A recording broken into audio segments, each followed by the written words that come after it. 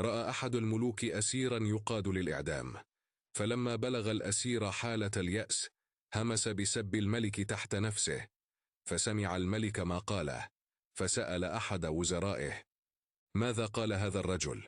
فأجاب الوزير: لم يقل شيئا يا قبلة العالم، بل دعا لكم بالصحة والعافية. فابتسم الملك وقال: أطلقوا سراحه.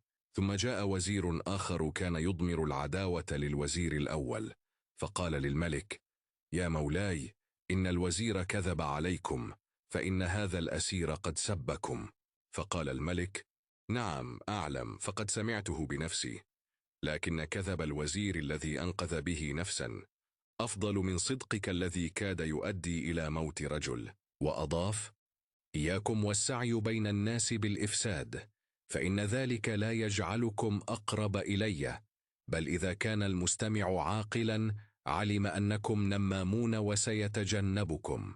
وختم قائلا: لا يجب أن نقول إلا الحق، ولكن ليس كل حق يقال.